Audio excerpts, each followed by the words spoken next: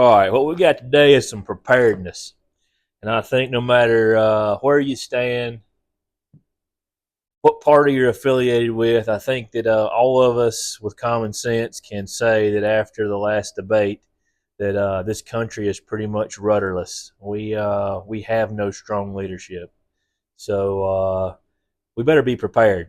Um, what's going on in the world today is unlike anything that's happened in my lifetime, and I was born in '74, so I've seen quite a bit. Went through the Cold War, grew up during the Cold War, and yeah, it's crazy going on. So we better be prepared. And so what I'm going to go over today is being prepared on a small scale level, anyway, to for an EMP, electromagnetic pulse event, and that can happen from a couple ways. Basically, it can happen from a solar flare where the sun emits a storm, a flare that causes an electromagnetic pulse to hit the Earth, or it can be from the detonation of a nuclear weapon high up in the atmosphere, which emits an EMP or electromagnetic pulse. And what that does is it damages electronics, and it damages it so that they can't work again.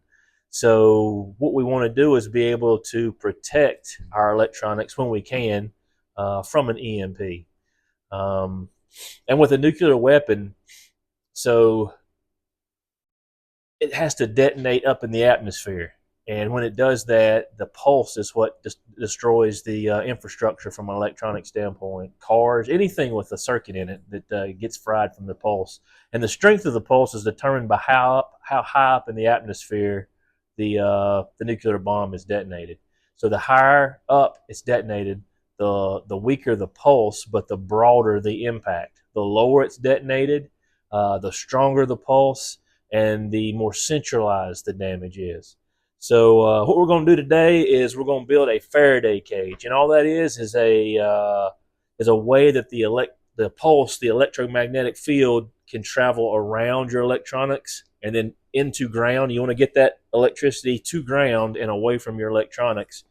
And what we're going to do is we're going to build this Faraday cage using some supplies that I picked up from, you guessed it, Harbor Freight. And so what we have here is a ammo box, metal ammo box. Can't be plastic, got to be metal.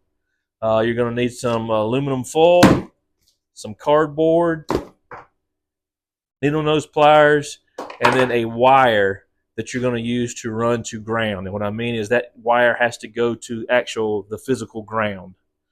So the electricity can travel from your Faraday cage, your box, outside to ground. And so we'll get started now.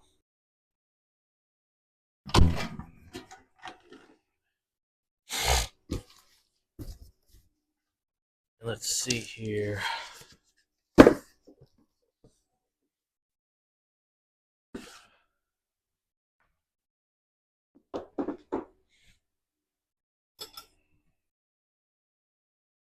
All right, so this is what we got now. We got our ammo box that we've used our needle nose pliers, and we've gotten in here and pulled out the rubber gasket that's in the lid. You want that out. What that does is that seals moisture from getting into the ammo, but we're not using this as an ammo box. You want to pull that out. And what you want to do is take your aluminum foil and twist it up, stuff it, however you need to do it, but get it down inside where that rubber gasket was. You want to get it as much in there as you can because you want this to be a tight seal. You don't want any gaps in there. This needs to keep any electromagnetic fields from getting inside, and that metal aluminum is going to prevent that from happening. Then you're going to line the whole inside of your box with the cardboard, bottom, sides, top, and that's going to insulate your electronics from the electromagnetic pulse. Then what you're going to do is you're going to take your wire, which I'll have. You can use this as a portable Faraday cage. This is going to be something I'm going to keep in my bedroom. So I'm going to take a wire. I've already sent it outside from inside to out. I'm going to attach the wire here to the corner, and then it's going to go outside and then into a metal post into the ground.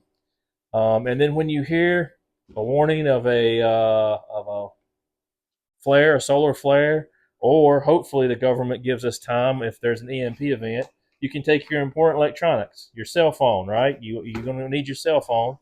any important information off of a flash drive, right? Put that in there. A emergency radio, because we want to know what's going on and have communications, right? Put that in there. Get all that stuff in there. Anything that you want to seal it up in your box. Attach it to the ground on the outside, and now your electronics are going to be protective from an EMP. So, really easy. It took me about, I don't know, 15, 20 minutes once I got everything together. Put that in. The hardest thing is stuffing your aluminum foil down inside that seal to get it nice and tight so that you don't have any air gaps there.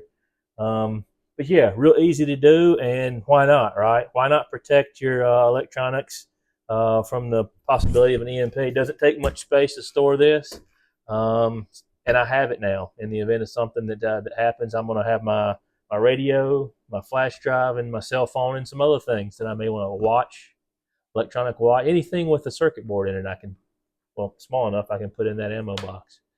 So that's it. I hope it helps you.